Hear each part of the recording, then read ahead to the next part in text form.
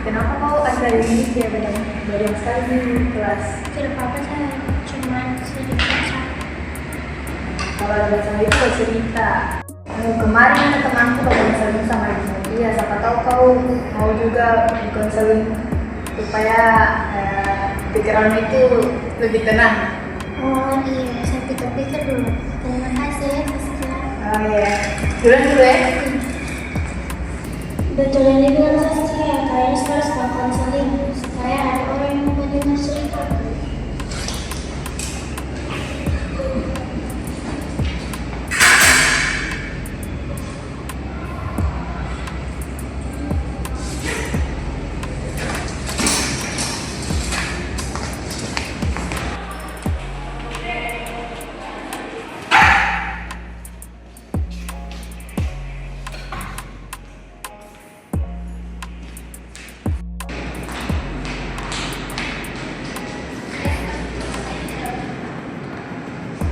Saskia, sudah masuk dosen? Kira-kira jam berapa, Mas? Jadwalnya hari ini jam 10. Oh, saya ada rencana mau konseling. Kau tahu di mana tempat teman-teman yang mau konseling? Itu ruangannya itu di lantai 3 sebelah kanan, baru ada kanan masuk. Oh, nanti kalau ada dosen masuk, saya izin ya mau konseling. Terima kasih, Saskia.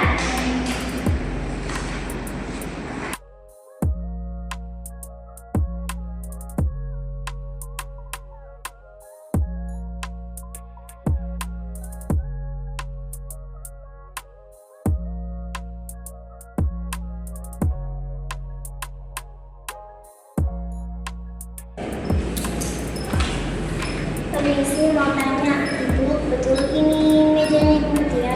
Iya, betul. Ada yang bisa dibantu? Saya mau konseling Ibu. Oh iya, silakan.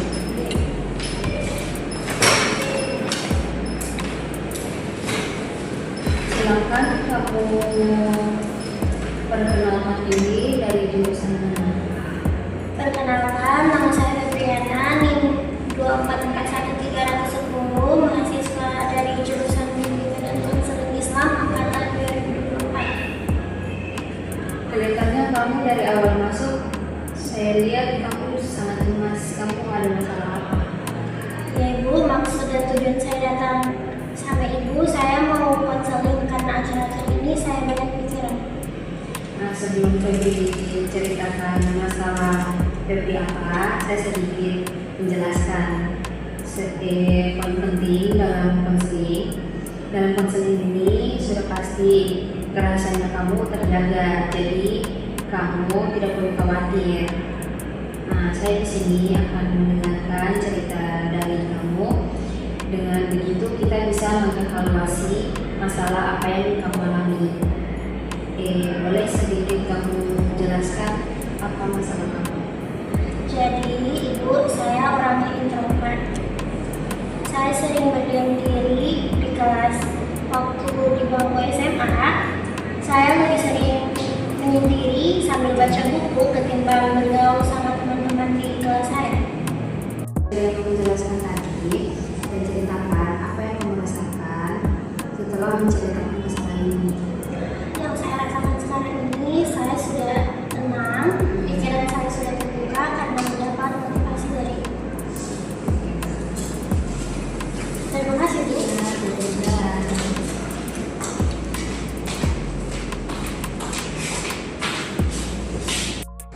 Perkenalkan, saya Aulia Sofika dengan NIM 244130011. Jadi di sini saya akan menjelaskan sedikit tentang pengertian layanan bimbingan dan konseling individu. Jadi layanan bimbingan dan konseling individu adalah proses bantuan yang dilakukan secara tatap muka antara klien dan konselor dengan tujuan untuk membantu mengatasi masalah klien, memahami dirinya, dan mengembangkan potensi dirinya secara optimal. Nah, pendekatan ini bersifat secara pribadi atau rahasia, serta disesuaikan dengan kebutuhan dari setiap individu. Perkenalkan, nama saya Siti Muslimah dengan NIM 244130017. Di sini saya akan menjelaskan sedikit mengenai Tujuan dari layanan bimbingan konseling individu. Nah, ada beberapa tujuan dari layanan individu. Yang pertama, membantu klien memahami diri dan situasi hidupnya. Yang kedua, mendorong klien dalam membuat keputusan yang tepat. Yang ketiga, membuat klien mengatasi masalah pribadi, sosial, akademik, dan karir. Yang keempat, mengembangkan kemandirian dan tanggung jawab pribadi klien. Baik, perkenalkan nama saya Muhammad Rifaldi dengan NIM 2411313. Saya akan menjelaskan sedikit tentang nilai-nilai pelayanan dari konseling individu. Yang pertama adalah yaitu kerahasiaan, di mana menjaga kerahasiaan yang dibagikan oleh klien. Yang kedua adalah yaitu empati, yaitu memahami dan merasakan pengalaman klien dari perspektif mereka. Yang ketiga adalah non-judgmental, tidak menghakimi klien dan menerima mereka apa adanya. Yang keempat adalah keterbukaan, di mana membuka diri untuk memahami pengalaman dan perasaan klien. Dan yang terakhir adalah penghormatan, yaitu menghormati hak dan keputusan dari klien. Perkenalkan, nama saya Regina Rizkina Putri dengan NIM 2441315. Di sini saya mau menjelaskan tentang sedikit manfaat pelayanan konseling individu. Kalau kita berbicara tentang manfaat konseling individu, ini bukan hanya sekedar proses bantu-membantu, tetapi sebuah integrasi yang sangat manusiawi dan mendalam. Nilai pribadi di sini bukan hanya cuma latar belakang atau keyakinan, tetapi cerminan dan cara seseorang melihat dunia dan memaknai hidupnya. Ketika nilai-nilai ini dihadirkan dalam konseling, ini manfaatnya sangat transformatif. Pertama, kehadiran nilai pribadi konselor seperti empati dan keterbukaan yang mana akan menciptakan ruang yang aman dan penuh kepercayaan. Yang kedua, ada nilai-nilai klien juga dihargai, entah itu soal spiritualitas, identitas, budaya, ataupun pengalaman hidup. Dan yang paling penting yaitu adanya dialog nilai antara dua individu yang memungkinkan terjadinya transformasi. Klien tidak hanya merasa lebih baik, tetapi juga berkembang, lebih sadar diri, dan lebih terhubung dengan makna hidupnya. Perkenalkan, nama saya Zaskia Hairunisa dengan NIM 244130012. Di sini saya akan menjelaskan sedikit fungsi dari konseling. Yang pertama, membantu mengatasi masalah. Yang kedua, meningkatkan kesadaran diri. Yang ketiga, mengembangkan keterampilan. Yang keempat, meningkatkan hubungan. Yang kelima, mengatasi stres dan kecemasan. Yang keenam, meningkatkan kualitas hidup. Baik, perkenalkan, nama saya Lia Stuti dengan NIM 244130016. Saya akan membahas prinsip utama dalam bimbingan dan konseling. Yang pertama, berpusat pada klien. Konseling harus memprioritaskan kebutuhan, nilai-nilai, dan tujuan individu yang dibimbing. Yang kedua, kerahasiaan konselor harus wajib menjaga kerahasiaan informasi yang diberikan oleh klien. Yang ketiga, penerima konselor harus menerima klien apa adanya tanpa menghakimi atau mengkritik. Yang keempat, konselor harus perlu memahami dan merasakan perasaan klien dari sudut pandang klien. Yang kelima, autentisitas konselor harus jujur dan tulus dalam berinteraksi dengan klien.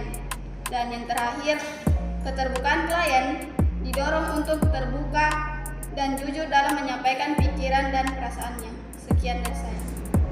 Perkenalkan, saya Naysila dengan NIM 244130018. Jadi, dari film pendek tadi dapat disimpulkan bahwa layanan konseling individu berperan sebagai bantuan profesional yang mendukung konseli untuk menghadapi dan mengatasi berbagai kesulitan hidupnya. Melalui proses konseling yang penuh empati, penerimaan, dan kerahasiaan, konseli diberikan kesempatan untuk mengungkapkan perasaan, mengenali diri, serta menemukan solusi atas masalah yang dihadapi.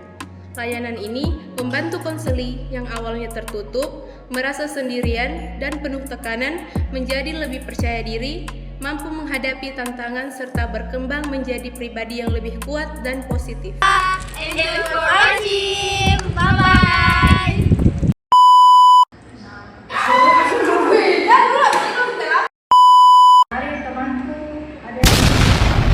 konsultasi.